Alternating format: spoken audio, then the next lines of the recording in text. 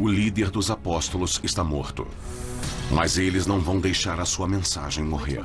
Quando falamos sobre como esse pequeno grupo marginal de homens acuados começou um novo movimento religioso... Como isso pôde acontecer? 12 homens, em uma corrida contra o tempo para salvar o mundo. Quando pensamos sobre todos os obstáculos no caminho, perseguições, martírios, crucificações... É um dos acontecimentos mais impressionantes da história da religião. A vida secreta dos apóstolos. A estrada para Jerusalém. Ano 30 depois de Cristo. Era uma sexta-feira no Pessar, ou próximo a ele. Até hoje, chamamos esse dia de Sexta-feira Santa. Mas a primeira Sexta-feira Santa não foi um bom dia para Jesus.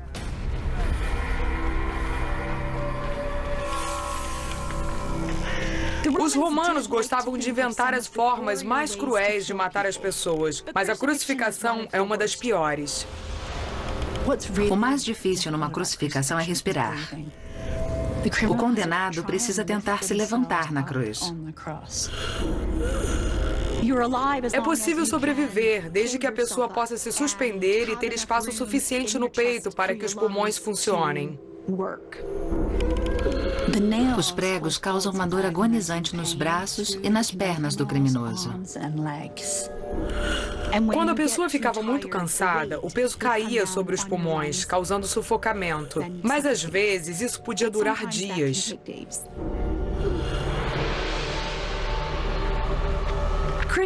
As crucificações serviam para intimidar.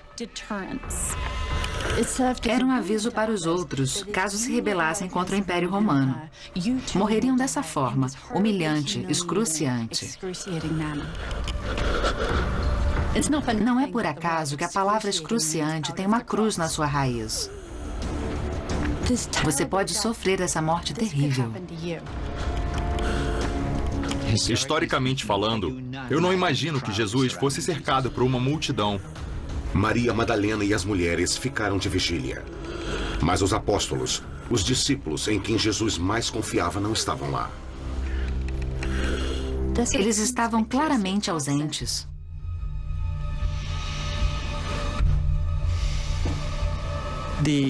Os apóstolos se trancaram em um quarto por medo. Eles não tinham a menor ideia do destino que os aguardava.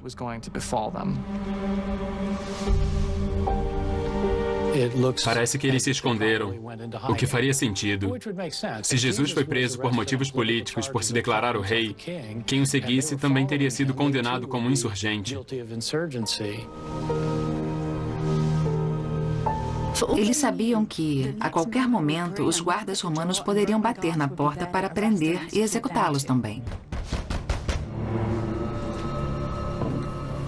Esses homens cujo mundo havia sido virado de cabeça para baixo são os 12 escolhidos de Jesus. O mais importante sobre os apóstolos é o nome, os 12. Por que não 9 ou 14? 12 é um número muito simbólico. São as 12 tribos de Israel. Assim como houve uma vez 12 tribos, deveria haver 12 apóstolos. Eles eram judeus que viviam na Galileia. Nos evangelhos, alguns são descritos como os pescadores. Então sabemos que a maioria era comerciante. Eles não tinham nenhum estudo formal sobre assuntos religiosos, não mais do que qualquer outra pessoa da época teria. Jesus apareceu e fez uma proposta muito radical. Por que você não deixa a vida que sempre conheceu durante todo o seu tempo nesse planeta para me seguir? Eu tenho umas ideias malucas. Mas os nomes, quem eram essas pessoas exatamente, não fica muito claro. Todos os evangelhos mencionam os 12. Alguns listam esses 12, mas os nomes são diferentes. Se existe um grupo de referência entre os apóstolos, não são necessariamente os 12. Na verdade, são 3 dos apóstolos: Pedro, Tiago e João, filhos de Zebedeu. Jesus sempre conversava com eles em particular para dar instruções e fazer revelações especiais. Eles estavam lá desde o começo. Pedro é o mais conhecido entre os 12 discípulos, porque ele era o braço direito de Jesus. Ele originalmente não se chamava Pedro. Esse foi o apelido que Jesus deu a ele. O nome veio do grego Petra, que significa pedra. Mas quando lemos sobre a vida de Pedro, ele não parece uma rocha. Parece mais areia movediça. Como quando cortou a orelha de um dos homens enviados para prender Jesus e horas depois negou conhecê-lo. Quando perguntado se conhecia ou estava viajando com Jesus, ele negava prontamente qualquer envolvimento com essa pessoa. A tradição diz que Pedro mentia. Pedro fracassou.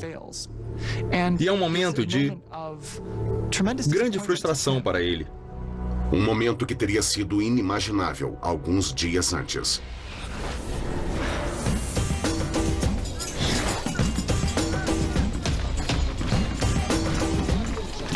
Os apóstolos viajaram com Jesus e um pequeno grupo de seguidores para celebrar o Pessah em Jerusalém.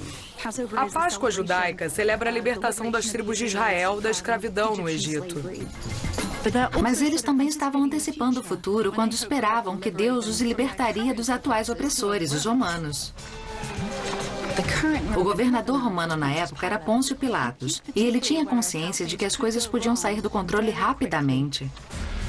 Para os romanos, Jesus não era ninguém, mas eles não podiam deixar que ele se tornasse alguém. Para Pilatos, a forma como Jesus e os apóstolos entraram em Jerusalém era uma provocação à autoridade do império. Eu considero um fato histórico que ele entrou em Jerusalém montado em um burro. Sem dúvidas, Pilatos estava sobre um cavalo. Foi uma perigosa zombaria a Pilatos. A questão é que Jesus era subversivo. Era uma grande ousadia. Esse jovem da Galileia estava fingindo que havia outro tipo de império, especificamente o império de Deus. Não é de espantar que ele tenha acabado crucificado. No século I, havia muitas ideias diferentes sobre como o Messias poderia ser. Mas nenhuma delas previa uma morte humilhante e agonizante.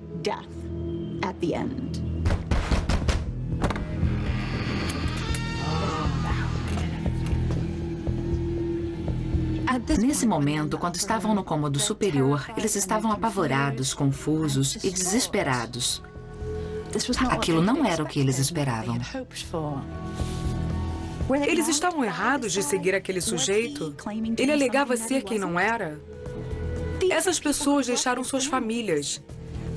Literalmente abandonaram suas vidas para seguir esse cara. Não dava para voltar e dizer, puxa, eu estava errado. Então, eles tinham que decidir o que fazer. Apenas algumas horas depois de ser pregado na cruz, Jesus de Nazaré morreu. Sua morte reuniria os apóstolos em um dos eventos mais misteriosos do início do cristianismo. 2 dias depois, na manhã de um domingo. É o primeiro dia da semana e várias seguidoras de Jesus, inclusive Maria Madalena, chegaram ao túmulo com algumas especiarias. Elas tiveram uma surpresa ao encontrar a sepultura vazia. O corpo de Jesus havia desaparecido. As mulheres foram as primeiras a entrar depois que o túmulo foi lacrado 2 dias antes. Então, uma pista secreta foi revelada. 2 imagens apareceram para elas. E uma das figuras disse: "Por que vocês procuram os vivos entre os mortos?" As mulheres fugiram. Maria correu para informar os apóstolos sobre a estranha visão e o corpo desaparecido. Mas eles não acreditaram. Por motivos óbvios, porque parecia inacreditável que alguém pudesse voltar à vida. Eis que Pedro vai até lá e descobre que as mulheres estavam certas. O túmulo estava vazio e Jesus tinha sumido. Acho que a realidade é que os historiadores não sabem o que aconteceu com o túmulo vazio. O que sabemos com razoável certeza é que algum tempo depois da morte de Jesus, seus seguidores disseram que ele havia voltado à vida.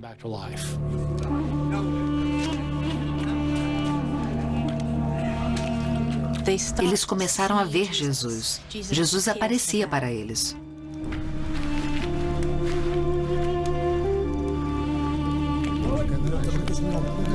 Então aconteceu mais uma vez. Jesus apareceu para seus discípulos e eles acharam que era um fantasma. Como resposta, ele se juntou a eles para jantar e comeu peixe assado. Jesus estava com fome e queria comer. Ele tinha estado morto por 3 dias. Fantasmas não comem. Então, eles sabiam que ele era um homem de verdade. O verdadeiro Jesus estava diante deles. A mensagem era que Jesus tinha voltado. Mas ele voltou extraordinariamente normal, como costumava ser. Não era uma visão, não era um fantasma, era uma ressurreição física. Os apóstolos estavam convencidos de que Jesus tinha voltado da morte. Como fato, era improvável. Mas essas visões eram absolutamente reais para eles. Eles estavam mesmo tendo visões ou estavam apenas sofrendo alucinações coletivas causadas pelo estresse psicológico? É possível. Mas no século I, as visões eram consideradas uma parte normal da vida. Para eles, as visões eram reais, como sempre são para quem as tem. Mas elas nem sempre são o começo de religiões mundiais. O que estamos tentando entender é por que essas visões fizeram o que fizeram. Isso está relacionado ao que a ressurreição confirmou para os apóstolos. Deus não ressuscita pessoas à toa. Ele escolheu esse homem. Sabe o cara que acabou de ser crucificado? Foi ele que Deus escolheu para trazer de volta a vida. Isso confirma tudo o que eles acreditavam quando começaram a seguir Jesus. Ele tinha que ser o Messias, porque agora ele era mais poderoso do que a morte. Ele era o soberano, ele era o Senhor, o futuro rei do reino que estava por vir. O Jesus ressuscitado diz a seus homens que eles foram escolhidos por ele para espalhar sua palavra em todas as nações da terra. Mas antes que isso pudesse acontecer, eles iriam precisar de poder. Ele não disse quando, nem como esse poder viria. Depois, Jesus ascendeu para o céu e deixou seus apóstolos com o maior mistério de suas vidas. De acordo com os evangelhos, os apóstolos fizeram uma jornada da Galileia até Jerusalém para esperar um sinal de Jesus. É quase impossível saber quando ou se a viagem realmente aconteceu. Infelizmente, os registros históricos do Império Romano não dizem nada sobre o início do cristianismo. É um verdadeiro buraco negro. Mas pode haver pistas em um livro da Bíblia. O livro de Atos é o primeiro relato histórico da igreja. Não sabemos quem escreveu, mas o chamamos de Evangelho de Lucas. Ele escreveu os Atos dos Apóstolos para contar a história do início da igreja. Os Atos dos Apóstolos oferecem uma boa história fictícia. Não é bom registro histórico. É uma amálgama de fatos e ficção, do ponto de vista de talvez 100 anos após a morte de Cristo. Ao relatar esses eventos aparentemente inverossímeis, Lucas estava tentando seduzir o leitor a querer ouvir a história, a ouvir mais e talvez se juntar ao movimento. O livro de Atos começa com uma série de eventos milagrosos. Um dos primeiros acontece no Festival de Pentecostes, a palavra grega para a festa judaica, Shavuot, que celebra o momento em que Deus entregou os 10 mandamentos a Moisés. Pedro conduzia a cerimônia, quando de repente... O Espírito apareceu. De repente, eles ouviram um barulho, como uma ventania. E línguas de fogo atingiram cada um dos discípulos.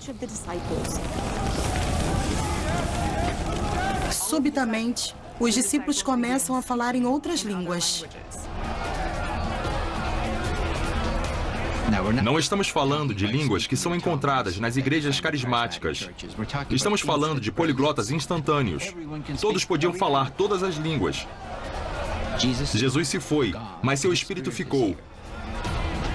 Seu espírito era um poder galvanizador. É uma história fantástica.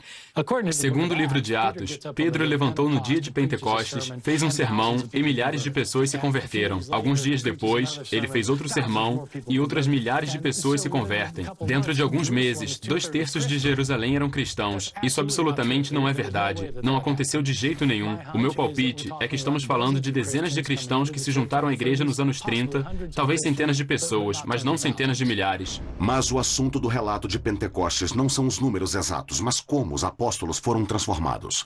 Esse é o ponto principal. Eles se sentiam confiantes para sair e espalhar a mensagem. É nesse momento que eles passaram de discípulos a apóstolos, os mensageiros de Deus. O termo apóstolos vem da palavra grega apostoli, que significa enviar à frente, enviar numa missão. Eles estavam encarregados de espalhar a mensagem de Jerusalém aos confins da terra. Mas antes de conquistar o mundo, eles teriam que enfrentar a Palestina, um passo de cada vez. Era um movimento pequeno no começo. Não existiam igrejas, catedrais. Nada estava sendo construído. Eu imagino que Jesus ficaria surpreso, se não horrorizado, com a instituição da igreja dos dias de hoje. Jesus não fundou nada. Ele era um judeu com uma mensagem judia sobre Deus e o império de Deus. E ele certamente não concebeu nada que envolvesse construções, grandes orçamentos e envolvimento político com o status quo. Jesus era realmente contra tudo isso e tinha uma visão diferente.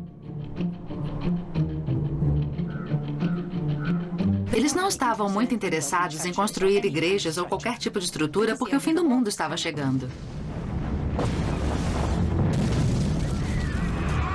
A mensagem de Jesus teria sido que a chegada do reino de Deus era iminente. A ressurreição de Jesus era um sinal de que o fim dos tempos estava começando. Aqueles que o seguissem, aqueles que acreditassem em Deus, seriam salvos. Não fazia sentido construir prédios se tudo seria destruído em 2 ou 3 anos. Então o método deles era ir aos lugares, evangelizar o povo e seguir adiante. Eles realmente achavam que estavam à beira do abismo do fim dos tempos. E foi isso que induziu os apóstolos a difundir a mensagem tão rápido e tão amplamente. Esse tipo de vida nômade poderia ser descrito como um tipo de desabrigo consciente. Mas eles precisavam se encontrar em algum lugar. A questão é, onde eles se reuniam? Os pagãos tinham templos. Os judeus tinham sinagogas. Os apóstolos tinham a sala de jantar. Os apóstolos provavelmente se reuniam em casas particulares. E espalhavam a mensagem de Jesus dessa forma. As mulheres que eram responsáveis por administrar a vida doméstica eram muito importantes nesses lares. Mulheres ricas abriam suas casas oferecendo abrigo e comida aos discípulos. As mulheres, em geral, serviam como patronos dos apóstolos. Alguns pesquisadores acreditam que Maria Madalena era uma das muitas mulheres ricas que apoiavam os apóstolos e seus seguidores. Sabemos que existe uma passagem no livro de Lucas mencionando que ela ofereceu seus recursos ao movimento de Jesus. Mas de onde veio seu dinheiro? Será que ela era de fato a prostituta que tem sido retratada há cerca de 1.400 anos? No Novo Testamento, não existe nada indicando que ela fosse uma prostituta ou uma mulher adúltera. O meu palpite é que ela era uma viúva rica, que administrava um grande negócio de pesca. É possível que o nome de Maria Madalena venha de Magdala, uma vila pesqueira no Mar da Galileia. Nós simplesmente não sabemos. Os evangelhos não estavam interessados em falar sobre ela. Eles não dizem, por exemplo, se Maria Madalena teria optado por manter seu apoio ao movimento de Jesus em segredo. Os romanos haviam executado Jesus. Por que não iriam perseguir também seus seguidores? É comum a ideia de que quando o cristianismo começou, foi imediatamente declarado uma religião ilegal e os cristãos tiveram que se esconder em catacumbas. Esse ponto de vista decorre principalmente de assistir filmes demais. Os seguidores de Jesus definitivamente não foram caçados pelos romanos no ano 34 ou 35. Nos primeiros anos, os romanos não faziam distinção entre os que chamamos de cristãos e os judeus. E dá para entender por quê. Eles cultuavam o mesmo Deus, liam os mesmos textos, usavam a mesma língua. Eles eram judeus. E os romanos têm um histórico de deixar os judeus em paz. Ironicamente, a rede de estradas romanas, construída para transportar exércitos, pode ter ajudado os apóstolos a difundir o movimento cristão rapidamente. O Império Romano forneceu estradas excelentes e cidades maravilhosas. Tudo isso contribuiu para a disseminação do cristianismo. O crescimento da religião deve muito ao mundo romano e à sua infraestrutura. Se você perguntasse a um soldado romano se ele tinha ouvido falar de Jesus, mesmo alguns meses depois da crucificação, ele provavelmente diria que não. Mas para a instituição judaica, não era tão fácil esquecê-lo. Para os judeus, Jesus era visto como uma fraude ridícula. Talvez até mais depois que morreu. Teria sido muito difícil convencer os judeus de que Jesus era o Messias. Quando se fala sobre o papel do Messias no judaísmo do século I, seria expulsar os romanos. Ele seria o novo Moisés ou o novo Davi. Ninguém esperava que o Messias fosse crucificado. E era muito difícil convencer os judeus disso. Especialmente um judeu como Paulo de Tarso. Ninguém sabia na época, mas esse homem viria a ter um impacto tão grande sobre o nascimento do cristianismo como o próprio Jesus. Sabemos muito sobre Paulo porque ele fala de si mesmo nas suas epístolas. Ele foi criado como um judeu muito fervoroso e quando ouviu falar sobre os cristãos, começou a persegui-los. Nessa época, Paulo era radicalmente contra os judeus cristãos. Um deles era um jovem chamado Estevão. Estevão foi um líder cristão que fez um sermão atacando o templo judeu. Segundo o que consta nos Atos, ele basicamente condenava os judeus por terem sempre rejeitado e matado os profetas, assim como tinham rejeitado e matado Jesus. Paulo não nega que queria destruir judeus cristãos como Estevão, mas não chega a admitir que foi cúmplice de assassinato. Essa parte da história ficou para os Atos dos Apóstolos. Os Atos colocam Paulo no apedrejamento de Estevão.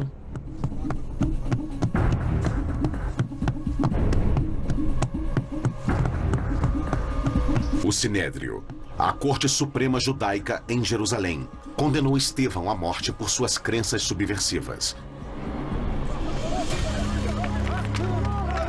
Foi o primeiro martírio cristão e aconteceu fora de Jerusalém.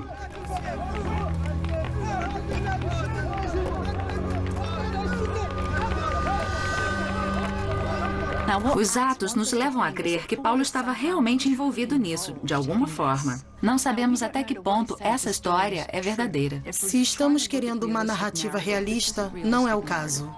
Para começar, o texto coloca Paulo em Jerusalém. O próprio Paulo nunca disse que esteve em Jerusalém. Lucas descreve a morte de Estevão como ato de uma multidão. Todos tiveram um acesso de fúria e correram para apedrejar o homem. Mas os romanos não permitiam que os judeus executassem uns aos outros por diferenças de opinião religiosa. Isso criaria muita confusão. Verdade ou ficção? A presença de Paulo no apedrejamento de Estevão provoca uma das reviravoltas mais dramáticas na história do cristianismo. Alguma coisa aconteceu a ele. O chamado incidente da estrada de Damasco, que mudou completamente a vida dele. O livro de Atos diz que ele estava na estrada para Damasco e ia perseguir os cristãos de lá com a autorização dos líderes judeus de Jerusalém. Ele estava a caminho quando viu um clarão ofuscante. Uma luz forte brilhou sobre Paulo e ouviu-se uma voz que disse: Paulo, por que você está me perseguindo? E Paulo perguntou, quem está falando? E a voz disse, eu sou Jesus, aquele que você está perseguindo. Então Paulo ficou imediatamente cego. Ele teve que ser levado pela mão até Damasco. Paulo recuperou a visão. E ele deu uma guinada radical. De perseguidor a apóstolo. As epístolas do próprio Paulo não dizem nada sobre seu encontro milagroso na estrada de Damasco. O relato de Paulo é muito mais simples. Ele só diz: quando Deus revelou seu Filho dentro de mim, em mim, como uma experiência interior, eu me tornei uma pessoa diferente. Paulo alega que sentiu sua vocação com a própria revelação pessoal de Jesus. A história final é a mesma. Paulo deixou de ser um perseguidor e veio a ser um dos melhores, ou o melhor apóstolo do movimento.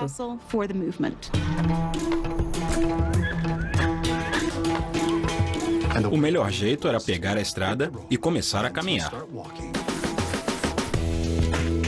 Paulo tinha um plano: ir para o norte. Ele realizou uma série de jornadas pela Ásia Menor e pela Grécia. Algumas pessoas calculam que Paulo chegou a viajar 16 mil quilômetros. No mundo antigo, isso não era fácil. Enquanto isso, os apóstolos continuavam seu trabalho na Palestina. Eles encontraram mais receptividade quando estavam realizando curas,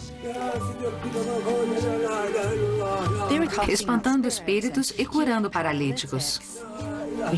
Existem histórias de pessoas que traziam os parentes doentes em colchões e os deitavam na rua.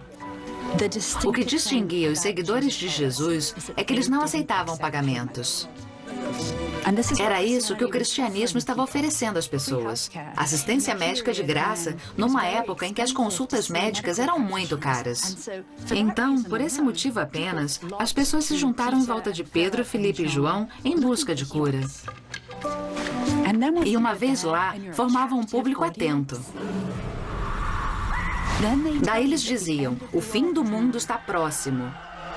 E se você não agir logo e não se juntar ao movimento de Jesus, o mundo pode acabar e você pode ir para o inferno. É uma oferta com tempo limitado. Compre agora ou você não será salvo. Dá para ver como, de repente, isso se tornou atraente. Os apóstolos já estavam fazendo avanços com os judeus, porque eles já cultuavam o mesmo Deus. Mas com os gentios, a história era diferente. Os seguidores de Jesus passaram a pregar aos gentios, os não-judeus. O que caracterizava os gentios no Império Romano é que todos eles eram politeístas. Eles adoravam vários deuses. Hoje, eles são chamados pelos pesquisadores de pagãos.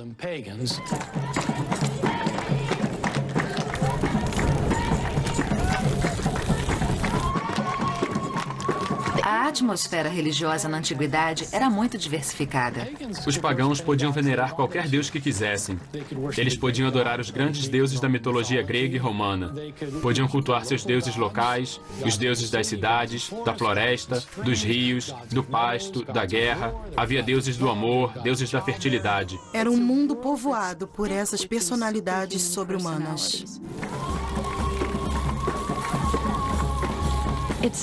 Era uma espécie de buffet de religiões. As pessoas podiam ter o quanto quisessem de qualquer coisa. Então, quando os apóstolos insistiam para que os pagãos abrissem mão de todos os seus deuses, estavam diante de um problema. Tudo era uma questão de poder. As religiões pagãs enfatizavam que os deuses favoreciam os seus adoradores. Nós não podemos controlar a chuva, mas os deuses podem. Não podemos controlar se as colheitas serão boas. Não podemos controlar se o gado se reproduz ou não, mas os deuses podem. Os deuses podem fazer coisas por nós. E quando você vira as costas para eles... Um ser humano vai pagar o preço. Existem pessoas entre nós que não estão adorando os deuses. Por isso, eles estão causando esses problemas. Esse é o principal motivo que levou à perseguição dos primeiros cristãos. Sempre que acontecia um desastre em uma cidade e os cristãos estavam lá, eles naturalmente eram considerados culpados. Por outro outro lado, Paulo estava tendo sucesso ao espalhar a mensagem de Jesus entre o povo gentil da Grécia e da Ásia Menor. Paulo se estabeleceu de uma forma um tanto audaciosa como o apóstolo dos gentios. Aparentemente, Paulo achava que a mensagem de salvação não era só para os judeus. A mensagem da salvação de Deus deveria atingir todo o mundo.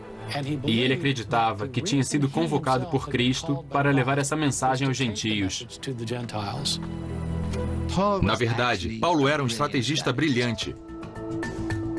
O plano dele era pular as cidades menores e se concentrar nas capitais. Muita gente saía das outras cidades e ia à capital regularmente para fazer todo tipo de negócio. Então, se a mensagem chegasse à capital, ela seria difundida. Paulo contava com um bom esquema. Ele comercializava couro. E quando as pessoas chegavam para comprar, ele começava a falar com elas. Primeiro, ele sabia falar a língua. Paulo falava grego. E como Paulo podia se comunicar, não havia limites para onde sua mensagem poderia chegar. Depois ele misturava um pouco de religião. Você corre o risco de ser jogado no inferno, onde vai ser queimado e o enxofre vai cobrir o seu corpo. Você vai estar perdido para sempre. Você quer estar ao lado de Jesus ou quer ser deixado para trás? Essa era a mensagem incisiva de Paulo. Mas ele era muito bom em fechar o negócio ao convencer os pagãos de que o Deus judeu era mais poderoso. Mais poderoso do que todos os deuses pagãos. Como, por exemplo, mostrou a ressurreição de Jesus, além dos milagres realizados por seus seguidores. Um Deus poderoso o bastante para protegê-los da ira de todos os outros. Uma divindade universal que era responsável pela criação do mundo inteiro, de todas as pessoas nele e pelo que seria a destruição iminente. Funcionou. O movimento de Jesus crescia. E Pedro e Paulo, seus dois pilares, estavam em completa sintonia. Os Atos queriam retratar Pedro e Paulo quase como duas metades de uma laranja, digamos. Mas o fato é que havia uma certa tensão entre eles. Paulo era extremamente diferente dos outros. Eles não eram alfabetizados, não eram letrados, não vinham da alta sociedade. Estamos falando de pescadores. Paulo era um sujeito que chegou do nada. Ele era estrangeiro, provavelmente tinha sotaque. E só o fato de saber escrever indica que Paulo claramente era rico e privilegiado. E a verdade é que ele não sabia quase nada sobre Jesus. Paulo nunca ouviu. Paulo não estava na Galileia. Ele não tinha viajado com Jesus vivo. Ele não esteve na crucificação. Daí, um dia ele apareceu e disse: "Eu tive uma visão de Jesus e agora também vou ser um apóstolo." Dá para imaginar como isso teria sido frustrante para os seguidores originais de Jesus. Mas ele queria ser levado a sério. Ele queria ser um apóstolo. Mas ele tinha um passado negro. As pessoas sempre lembravam: você já foi um sujeito do mal. E você era contra a gente e agora você vem com esse papo de que é um de nós, um homem de Jesus? Fala sério, Paulo. Houve tentativas de criar um consenso. Como quando Paulo convidou Pedro para uma refeição com os gentios que ele havia convertido na cidade de Antioquia. Paulo queria que seus novos irmãos se sentissem em casa. E isso significava comer o que eles comiam, que não era kosher. Paulo explica. Nos sentamos todos juntos, um corpo, um grupo de devotos, compartilhando. E então Pedro é preso por seus irmãos de Jerusalém. Seu crime foi comer alimentos que não eram kosher, com não-judeus. A opinião de Paulo é: se o nosso movimento vai incluir os gentios convertidos, precisamos comer com eles todos juntos. O pessoal de Jerusalém não concordou e Pedro cedeu à pressão. E Paulo disse: eu levantei e confrontei ele. Agora você acha que precisa ser kosher? E você acha que nós somos seguidores de segunda classe? Paulo achava que era hipocrisia. De acordo com Paulo, ele e Pedro nunca se reconciliaram. E em nenhum momento, Paulo duvidou que sabia o que era melhor para o movimento. Paulo insiste que recebeu seus evangelhos diretamente do próprio Jesus Cristo. Que ele não tinha aprendido nada sobre o que estava fazendo com nenhum ser humano. Ele recebeu tudo de Jesus. Como, por exemplo, decidir se os gentios que aceitassem Jesus deveriam ou não ser submetidos aos tradicionais costumes judeus, como a circuncisão. Nos primeiros anos, o cristianismo ainda era um movimento judeu e a circuncisão é uma lei imutável que todos os judeus devem seguir. Mas Paulo defendia firmemente a isenção dos gentios. Paulo não achava que a circuncisão era um requisito para ser um seguidor de Jesus. Ele dizia claramente que os gentios que passassem a acreditar em Jesus não precisavam ser circuncisados. Que Jesus havia morrido para salvá-los e era nisso que eles precisavam acreditar. Se a lei pudesse nos salvar, não precisaríamos de Jesus. E acho que no final das contas, Paulo era muito prático. Eles estavam tentando difundir uma religião, mas colocavam essa imposição no caminho. Você vai fazer o quê? Com o meu... o quê? Não dava para converter um monte de homens adultos. De jeito nenhum. E quando uma facção rival da Galácia o desafiou, ele não mediu palavras. Ele basicamente começa sua epístola assim: seus Gálatas idiotas, e depois só piora. Paulo disse, não, deixem o meu povo em paz. Eles são seguidores de Jesus. Não precisam de circuncisão. Sabe de uma coisa? Eu queria que todos vocês que adoram as suas facas e estão loucos para fazer umas circuncisões, cortassem as suas próprias coisas. Como a circuncisão estava fora de questão para os gentios, Paulo precisava oferecer a eles outro ritual de iniciação. O batismo fazia parte e era muito comum no judaísmo na antiguidade. E Paulo adaptou o ritual para que os gentios pudessem renascer como seguidores de Jesus. É um novo começo. Eles podiam recomeçar a vida como seguidores de Jesus. O batismo se revelou um sucesso para o movimento de Jesus. Impressionante para um homem que nem conheceu Jesus. Mas apesar do sucesso de Paulo, o nascente movimento de Jesus ainda enfrentaria muitos obstáculos. Os problemas começaram no ano 41. Roma empossou um novo rei na Judéia, Herodes Agripa, que era judeu. Foi uma boa notícia para os judeus. Para os seguidores de Jesus, nem tanto. E para Tiago, foi muito ruim. Segundo os Atos, Herodes Agripa chegou ao poder e, para angariar a simpatia dos judeus, mandou decapitar o apóstolo Tiago. E imediatamente depois, ao perceber o sucesso que teve, mandou prender Pedro, provavelmente com a intenção de fazer a mesma coisa com ele. Ele estava na prisão e, de repente, um anjo apareceu. Pedro achou que fosse um sonho e o anjo falou para ele se levantar rápido. E as correntes simplesmente se soltaram das mãos dele.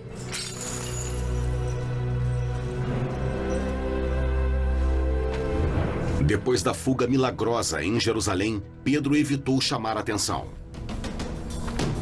Mas, 1.400 quilômetros ao norte, Paulo fazia o contrário. No ano 50, ele chegou à cidade grega de Filipos, continuando sua missão com os gentios. Para Paulo, um dia bom era quando ele conseguia converter mais uma alma, mesmo que isso envolvesse o exorcismo. O alvo foi uma jovem escrava que era vidente. Seus transes rendiam muitos lucros. Paulo não suportou ver a garota possuída por um demônio.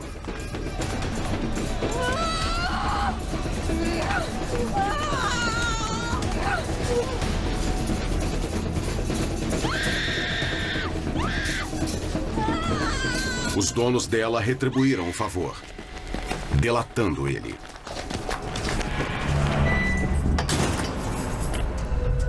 Ao longo da década seguinte, Paulo se tornou muito familiarizado com os calabouços romanos. Paulo escreveu muito, falou muito, converteu muita gente e ficou muito tempo na prisão. Mas ele sonha em levar sua missão até Roma.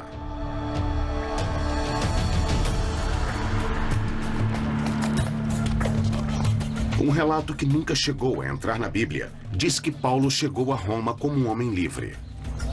Paulo queria ir a Roma. Assim ele teria uma plataforma de lançamento para levar o evangelho até os confins do mundo. Mas a Bíblia conta uma história mais sombria. Ele foi preso em Jerusalém e levado a Roma para ser julgado. O livro de Atos termina com Paulo preso em Roma. Paulo estava atrás das grades. Tiago havia morrido. E Pedro desapareceu. Mas o que aconteceu com o resto dos 12 apóstolos? O que a Bíblia diz sobre eles? Nada. Nós praticamente não temos informação sobre os outros apóstolos. Mas temos lendas sobre as mortes horríveis. Barnabé foi esfolado até a morte na Armênia. Tomé foi morto com lanças. Por assassinos na Índia. André foi executado numa cruz em forma de X, provavelmente para aumentar o sofrimento. Nunca vamos saber se essas lendas são verdadeiras. Mas no ano 66, houve um acontecimento muito real. Muitos acharam que o apocalipse estava começando. No ano 66, muitos habitantes da Judéia estavam fartos do domínio romano e houve uma insurreição. Os romanos sitiaram a cidade de Jerusalém e o cerco durou vários anos. Os relatos que temos desse cerco a Jerusalém são pavorosos. As pessoas morriam dentro da cidade. Não tinham água, não tinham comida nenhuma. Os romanos usavam um método muito legal para cercar uma cidade murada. Eles montavam acampamento no lado de fora e ficavam lá, simplesmente esperando que as pessoas morressem ou se entregassem. Isso acabou acontecendo entre os anos de 66 e 70. Por fim, os romanos entraram, destruíram o resto da cidade e depois destruíram o templo de Deus. O sagrado templo de Deus foi arruinado. Um grande trauma para a comunidade judaica. Isso foi um cataclismo para os antigos judeus. E juntando esse evento, a mensagem cristã de que o fim estava próximo, de que Deus iria trazer o julgamento, os cristãos começaram a ver a destruição do templo como uma punição divina pela morte de Jesus.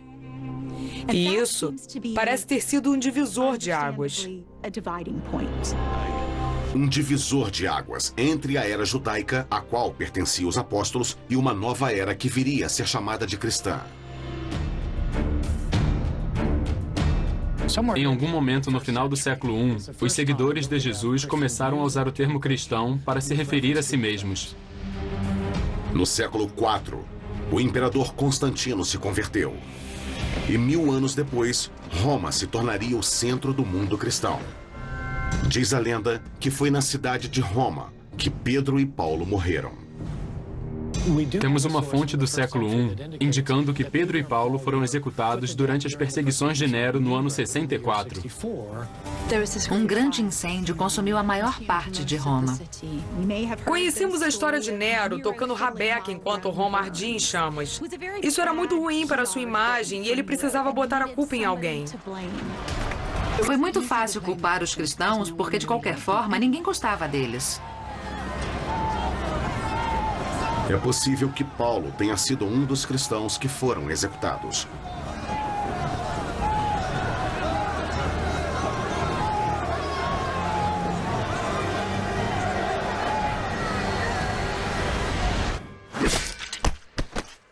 Paulo foi decapitado. Mas nessa hora aconteceu uma coisa interessante. Leite jorrou do pescoço dele em vez de sangue. Sua morte, ironicamente, não foi a morte, mas a vida. E o leite é o que dá a vida. Então, ao matar Paulo, os romanos, sem querer, o devolveram à vida. A morte de Pedro é igualmente singular. Pedro foi crucificado, mas de cabeça para baixo. Dizem que ele foi crucificado assim porque achava que não era digno de morrer como Jesus morreu. Mas não é o que ele diz nos Atos de Pedro. Ele quis ilustrar como o mundo estava de cabeça para baixo, como estava cheio de pecado, e a cruz iria endireitá-lo.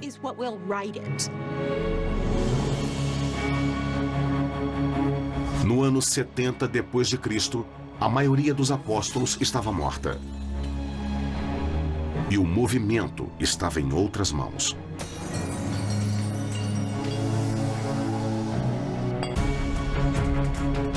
Os primeiros apóstolos não convertiam milhares de pessoas de uma vez, mas algumas pessoas aqui e ali. Mas essas poucas pessoas converteram outras pessoas, que converteram outras, e o movimento começou a crescer. É um dos acontecimentos mais impressionantes na história da religião. Quando a gente pensa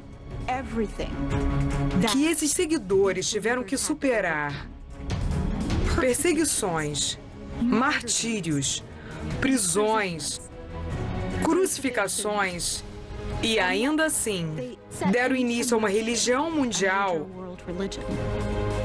é espantoso.